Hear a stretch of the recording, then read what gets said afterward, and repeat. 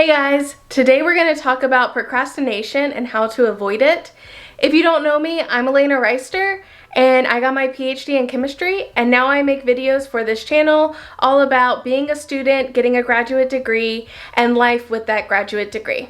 Let's get into it. So generally I find whenever people are giving advice on procrastination, it tends to be things like certain methodologies you can use and how to divide up tasks to be able to accomplish them quicker. But my first advice is actually going to be with dealing with the emotion behind why you're procrastinating. So recently I had to combine a bunch of co-author edits into a paper for submission.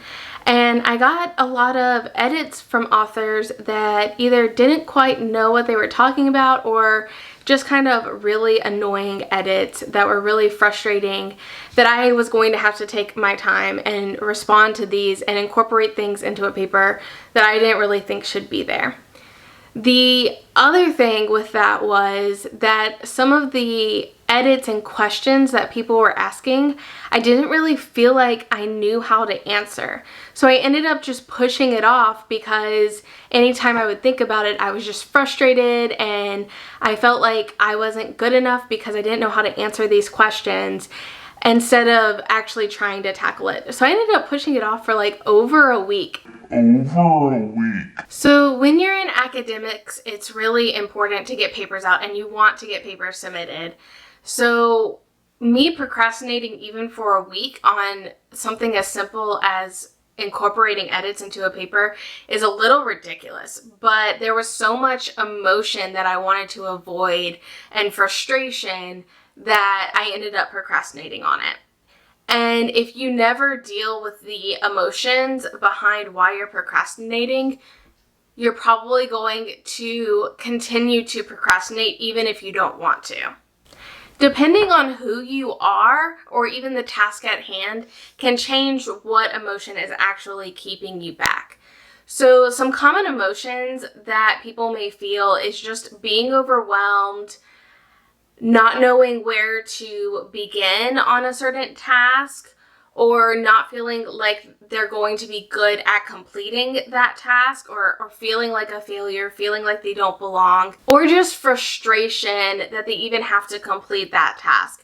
I think this is especially the case when you're given kind of ridiculous homework assignments and things like that, either they're insanely long and you don't want to complete it, or they're just easy but in your mind, kind of ridiculous that it's even something being asked of you. Whenever it comes to these things, we need to keep in mind why we're trying to do this, right? There's an ultimate goal of why you even have this task on your plate.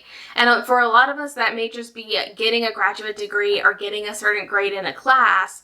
And if we don't go ahead and complete that task, we're never going to be able to get to that level. So in my example, how did I deal with my own emotions?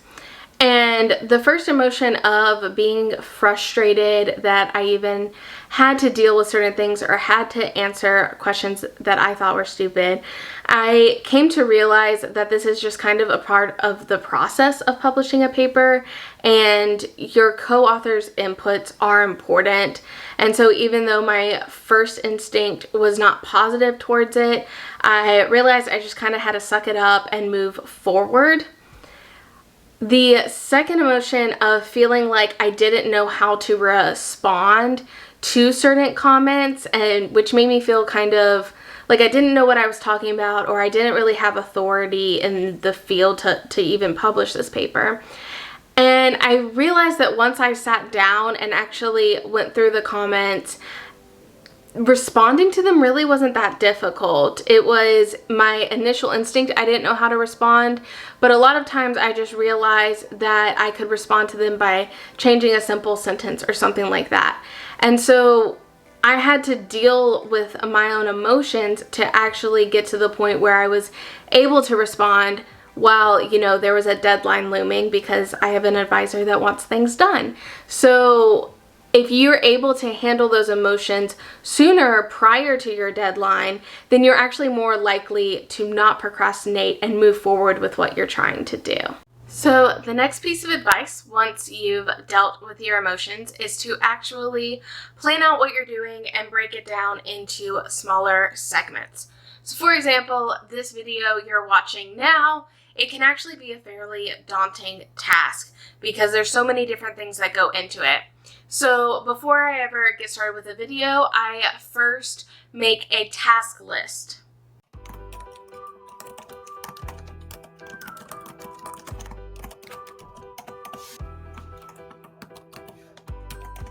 In this list, I'm going to include outlining my video and then filming all of the different segments. So this can include going through the emotion segment I talked about earlier, or even this breaking it down segment. Then I will include editing it and then finally publishing it so that you get to see it. Without being able to break down each video into smaller chunks, I would never be able to stick to my uploading schedule, which, if you were wondering, is every Monday and Thursday at noon. And if you want to get notified whenever I post or support this channel, please hit that subscribe button so that we can stay connected. Now, back to the topic at hand. Another trick is to have planned breaks.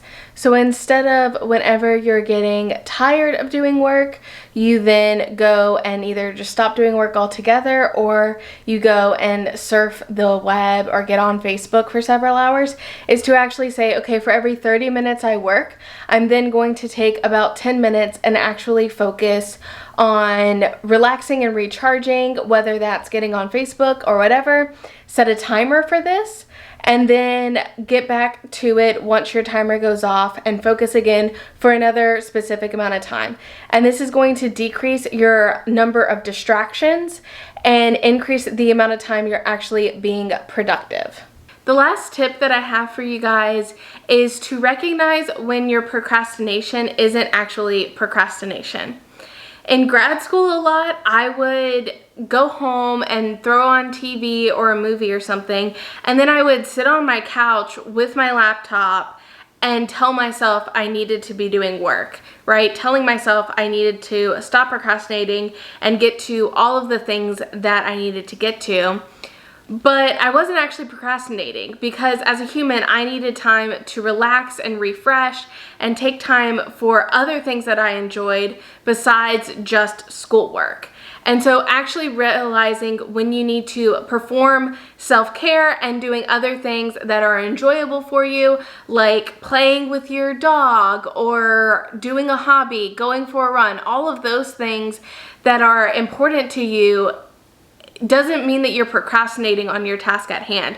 That still needs to be incorporated into your life to have a well-balanced life and actually keep your mental sanity through graduate school.